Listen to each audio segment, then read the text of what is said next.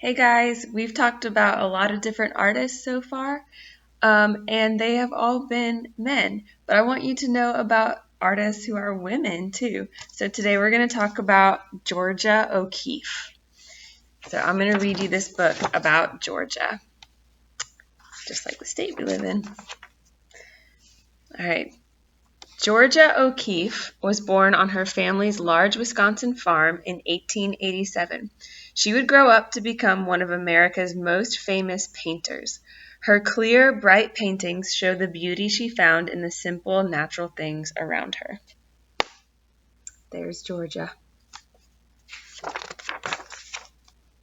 Georgia loved to paint flowers, mountains, seashells, and even animal bones she found in the desert.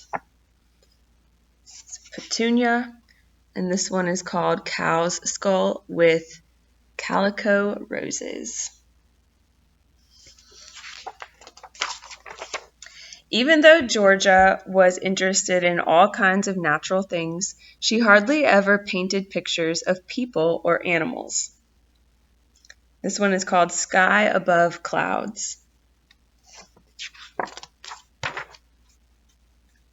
Georgia often rearranged the natural things she saw and simplified them. She made the seashell above very large to give it a special power and strength. This is called white shell with red. Sometimes she painted shapes and colors that she saw in her mind. This one's called blue and green music. The farm where Georgia grew up was a great place to learn about nature. Georgia wanted to touch and feel everything she could get her hands on. Here she's saying, "Gee, I wonder if this dirt stuff is any good.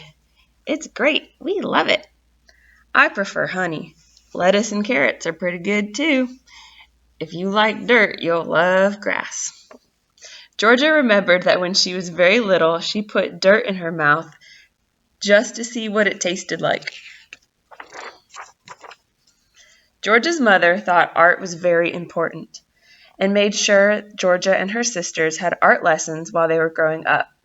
Georgia did so well with her lessons that her parents encouraged her to go to art college after she graduated from high school.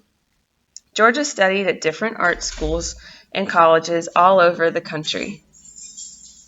At one school in New York City, she won a prize for her painting of a rabbit and a copper pot. That's this one. It's called Dead Rabbit with Copper Pot. Georgia liked New York City. It was busier and more exciting than the peaceful farm areas where she had grown up. Georgia often visited a small gallery in New York that showed the work of new artists. It was owned by a well-known photographer named Alfred Stieglitz.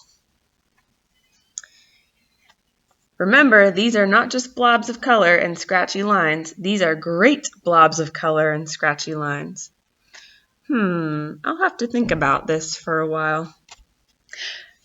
Alfred loved modern art and tried to get people interested in modern European artists like Paul Cézanne. That's a painting by him. And Henri Matisse, this one. And American artists like John Marin and Marston Hartley. This one's by Marston Hartley.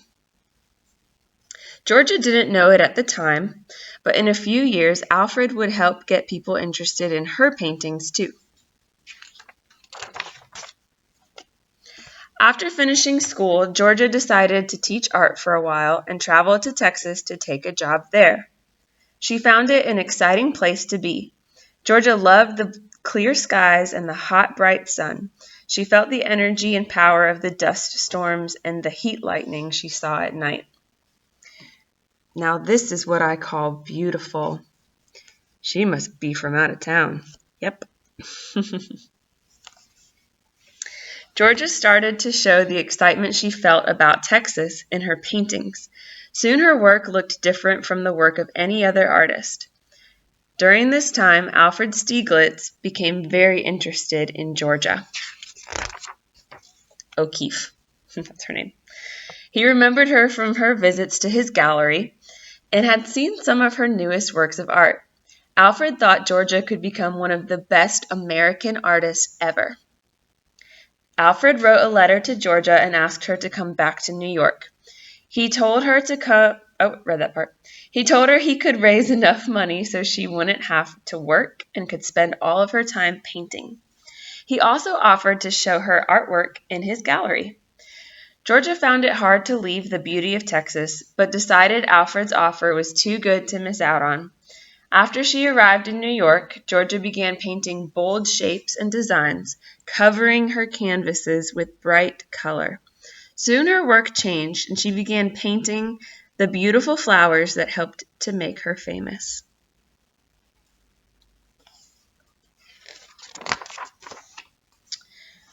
Georgia usually made her flowers very large. She hoped they would make people feel the same wonderful way she felt when she looked at real flowers. Georgia thought her large flowers might even get busy New Yorkers to stop and notice them. Georgia's paintings got attention right away. At first, people were curious to see the work of a woman artist. In the 1920s, there weren't many well-known women artists. It didn't take long for people to realize that Georgia O'Keeffe wasn't just a woman artist, she was a great American artist. What's that? Someone must be showing a Georgia O'Keeffe painting. Let's go. All those people running towards the painting.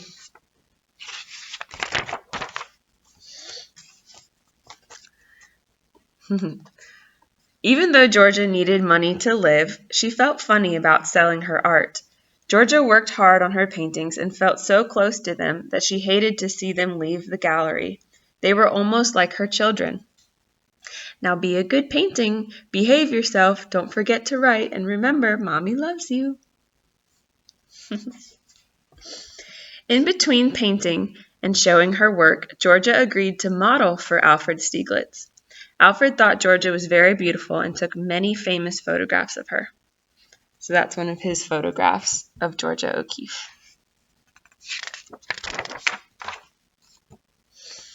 Alfred and Georgia had respected each other's talent for a long time. Now that Georgia was living in New York and working closely with Alfred, they found themselves falling in love. In 1924, they decided to get married. They moved into an apartment high up in a big hotel. Georgia loved the wide open view she saw and started painting pictures of the city. This surprised people because in the 1920s, powerful city scenes were usually done only by men. That's her painting there.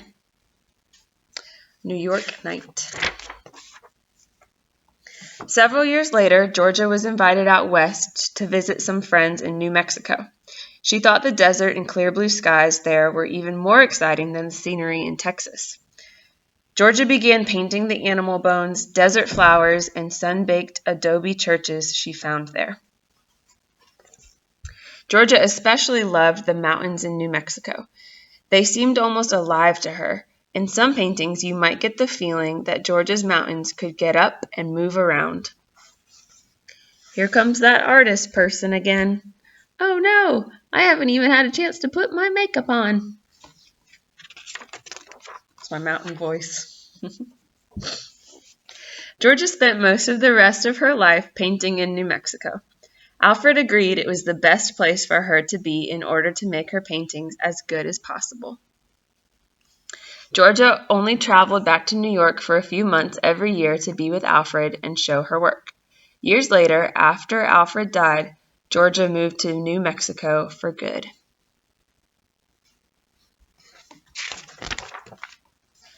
Georgia O'Keeffe lived to be 98 years old. She decided to become an artist at a time when it was proper only for women to teach art. Georgia didn't care what people thought about her or her art. She worked hard on her paintings and put her own special feeling into them. Georgia met many famous artists during her life. She learned a lot from them, but never copied their styles or joined their groups.